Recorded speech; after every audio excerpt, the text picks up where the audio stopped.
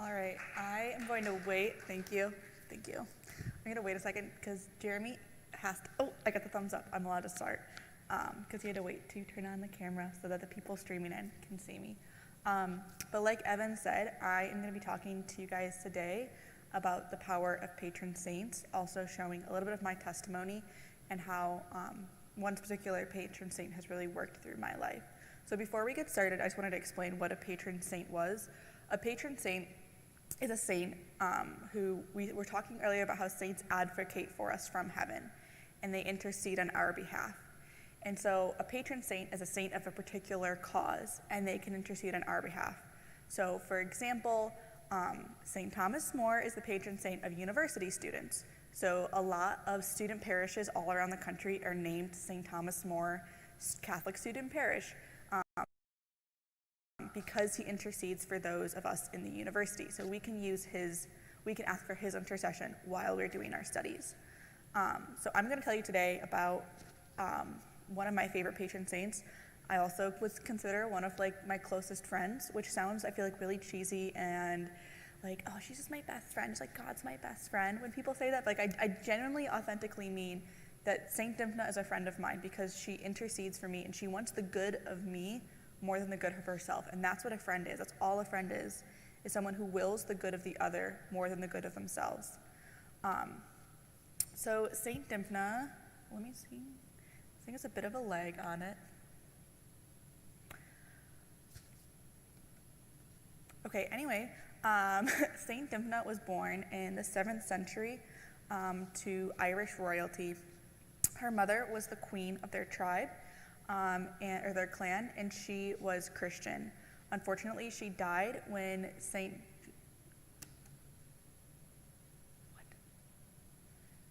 he telling me to do?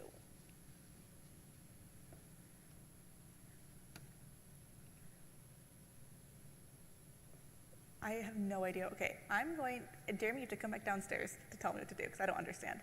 Anyways, St. Dymphna's mom had her daughter baptized in secret and raised in the faith, but St. Dymphna's father was very anti-Catholic and very anti-Christian, so it had to be very secretive. And unfortunately, St. Dymphna, her mom died when she was only 14, and her father fell into this madness. And in his madness, he was convinced that the best way to bring his wife back was to marry his daughter because his daughter resembled his wife so much. And very obviously, St. Dymphna was against this. She was like, this is super wrong on a whole number of levels, but she also had made a vow to God that she wanted to give her life to God, and so didn't want to get married even in the first place to anyone, let alone her father. So she escaped from Ireland and went to the mainland of Europe with her confessor, Father Gerbrand. And there she settled in a Belgian city called Giel, which was near a well-known shrine. And there she opened a hospital for the sick and the mentally ill, as well as the poor of the region. So even though she had just escaped from someone who's experiencing really intense mental illness, she didn't become bitter against people with mental illness, but continued to work for them and help them.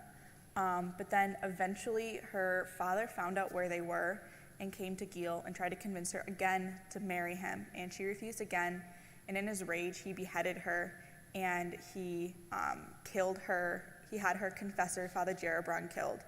At this time, she was only 15 years old, and she was later named a saint, as well as her priest, Father Gerbrand. This is a picture of Saint Dymphna, and she's also declared the patroness of those with mental illness and those who experience other mental diseases.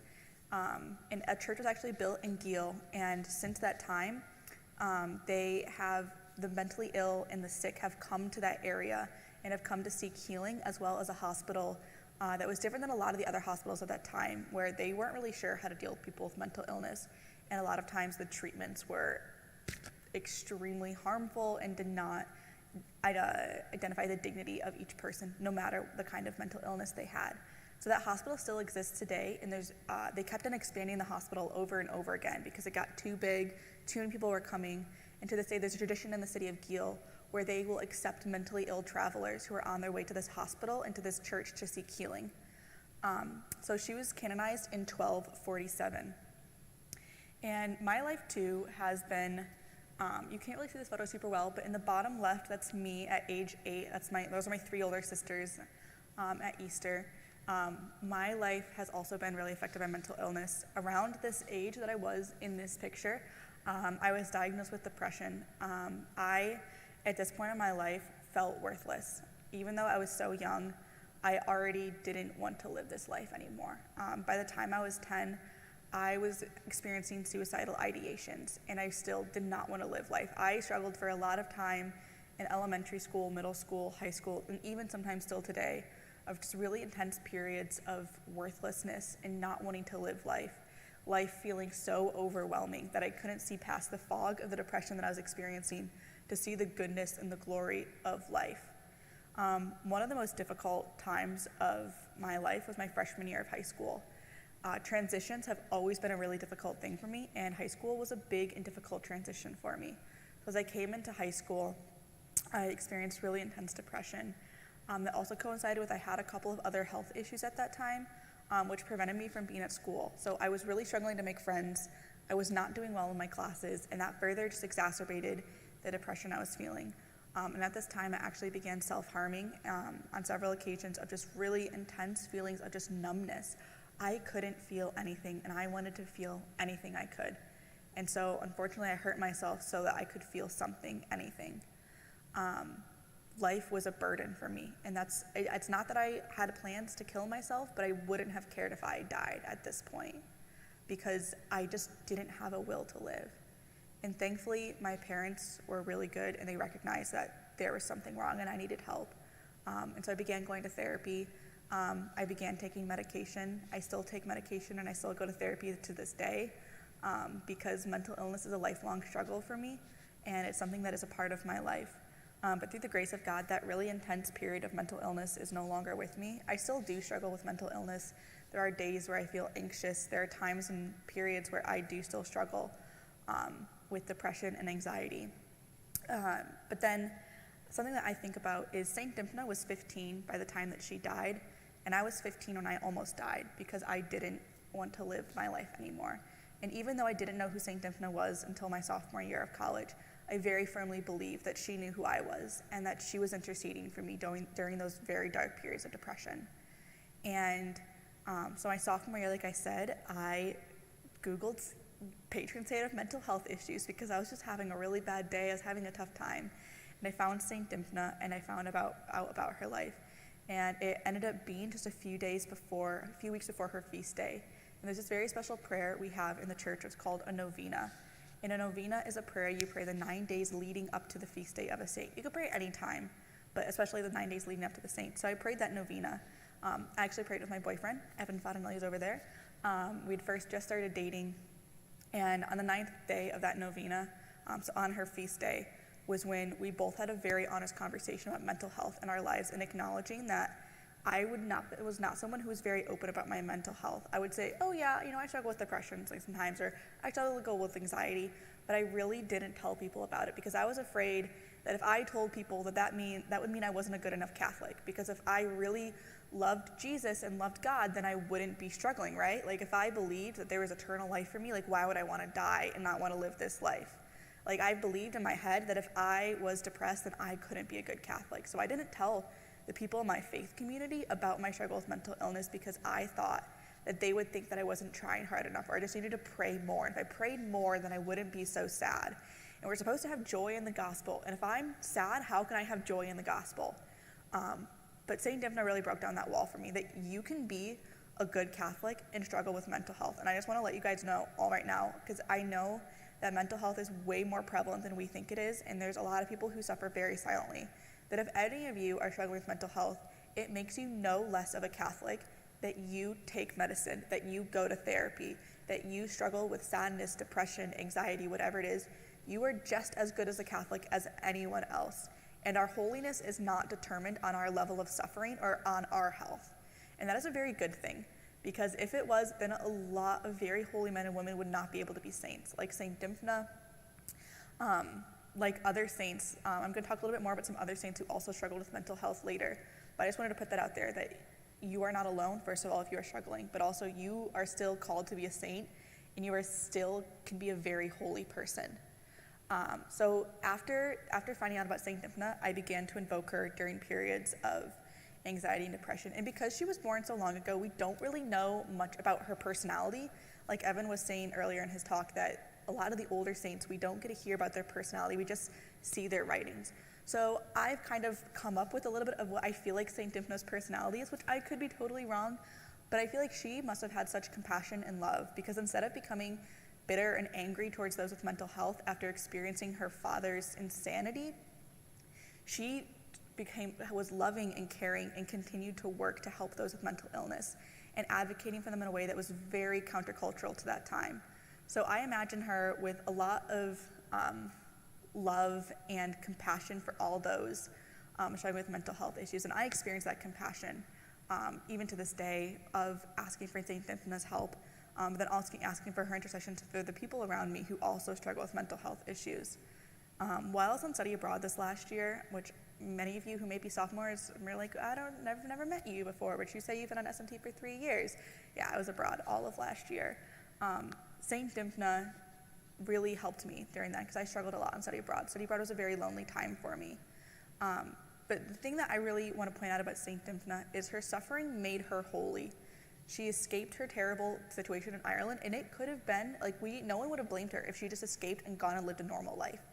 But she didn't stop there. She used her suffering to grow closer to God. And our suffering can allow us to go closer to God.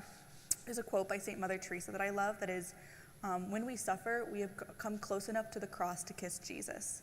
That Jesus, the only Son of God that has ever existed, only one Son of God has existed, but there has never been a Son of God who has not suffered. Jesus suffered just like we do. And he is in heaven, and the saints who have also suffered are in heaven. And that means that we can be in heaven despite our suffering. And even still, our struggles and our suffering can help us to grow closer to God. It can help us grow in community with other people, to be an encouragement.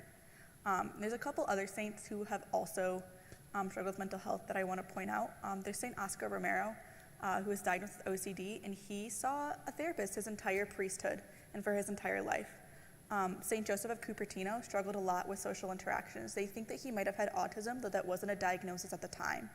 And he struggled a lot with his studies. He was actually kicked out of his order because he couldn't pass the classes to become a priest. And he basically was just like the cleaning guy for his order, because he just couldn't. And we don't know the names of a lot of the people that were in his order at that time, but we know St. Joseph of Cupertino. St. Edith Stein and St. Maximilian Kolbe were both killed in Nazi concentration camps. Suffering does not prevent us from being saints. The saints suffered, we will suffer. Suffering is inevitable in this life. So this is all to say, I've talked a lot about suffering in my particular story and my particular patron saint, but that we all have a story. We all have struggles that we have gone through. We all have things that we love or are aspiring to do in our careers and our hobbies. And saints in heaven who are interceding for us, they can become our patron saints.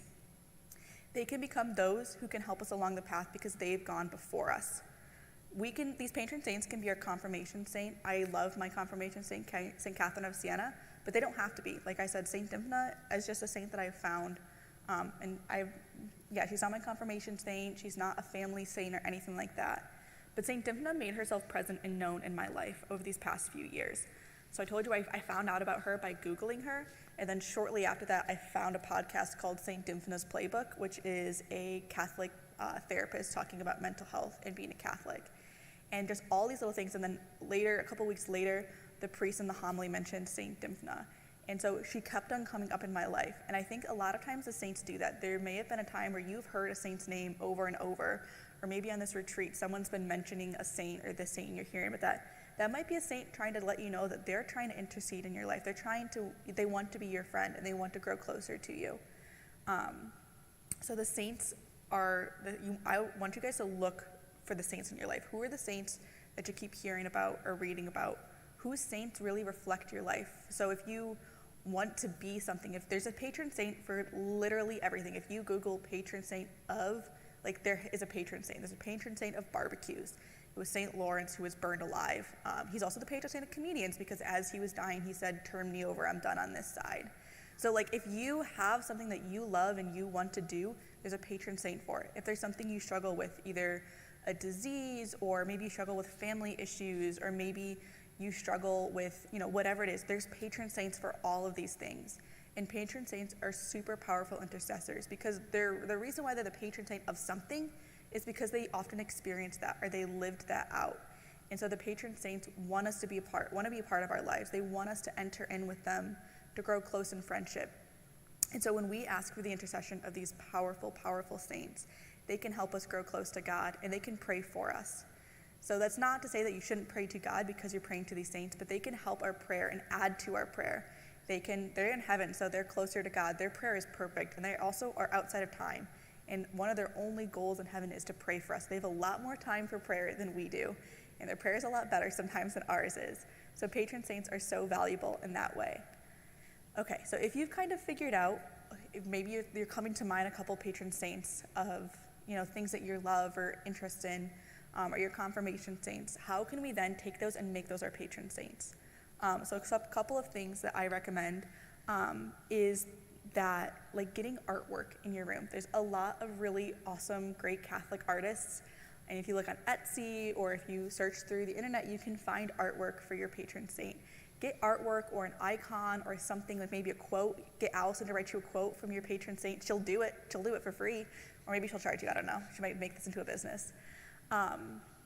But if you, get artwork and put that up in your home to remind you that you're not alone in this battle, in this struggle, what you're going through in life, that there are people around you, both here on this earth that you can see, but also people in heaven who are rooting for you and cheering for you and want you to get to heaven just as much as they wanted to get to heaven. And then also, there's this idea called liturgical living, which is taking our daily life and having it and bringing in the church to our daily life. So part of liturgical living, celebrate your saints' feast days. Have a party for your saint. I am always one for celebrations, and I know there's a pandemic, so maybe don't have a huge celebration, but during non-pandemic times, having a group of friends over to celebrate something. So on St. Lawrence's feast day, there's a St. Lawrence barbecue sauce. Get some of that. Have a barbecue with your friends. On St. Dymphna's feast day, I don't know, eat sourdough or something Irish. I can't think of anything right now that's Irish food. Celebrate the saints in our lives, just celebrate, because a lot of times the feast day is either the day that they were born or the day that they died, which we say is their birthday into heaven. So these tangible reminders can help us to make more present the saints in our lives. So kind of like Evan was saying at the end of his talk, is I want you guys, as we enter into this period of reflection and into prayer, to think about the saints in your lives. Think about the saints that you have heard about, the commonalities that they have. So if you love to travel, we have St. Christopher, who's the patron saint of travelers, and he's the patron saint of safe travels. If you have a career that you want to do, there's a patron saint of scientists. There's a patron saint of every single thing, because we have a 2,000-year history of a heck of a lot of saints. And even if those people aren't canonized saints, the Blesseds and the Venerables and the Servants of God, you can still ask for their intercession and ask for them to pray for you, because we are not doing this alone. The whole thing about Sinner to Saints is, yes, we are called to be saints, but also there are saints that have gone before us. They've made this path a little easier. When you're walking in the snow and it's really deep and someone's walked in front of you and you try to walk in their footsteps because that makes it easier. We have saints that have come before us and they've made that path for us. They made it easier for us. So don't try to walk in the snow all by yourself. You can still get to the location. You'll still get there.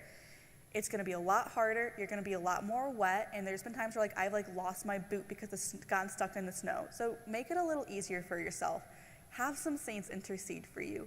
Have some people who are wanting to help you get to heaven, wanting to live eternity and spend eternity with you. Those are the people both on this earth, those people praying for you, but then also the people in heaven.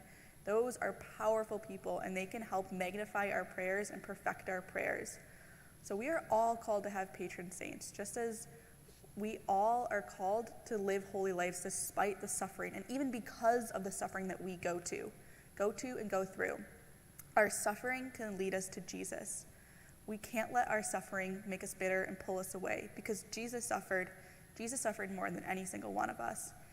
But that's not because he's not going to hold that against you. He wants you to enter into his suffering. The Lord is near the brokenhearted. During our periods of suffering, that is when the Lord is calling us to draw the closest to him. So during our suffering and during our life, there are powerful people in heaven who are wanting you to succeed and wanting you to join them in heaven. So So as we enter into this time of reflection, I want you to think about those people and find tangible ways to bring them in, even if that's just in your prayer journal, writing, Saint whoever, pray for me. Saint whoever, pray for this person. Find tangible ways to bring them into your life and watch how their powerful patronage can help your faith life grow. Thank you.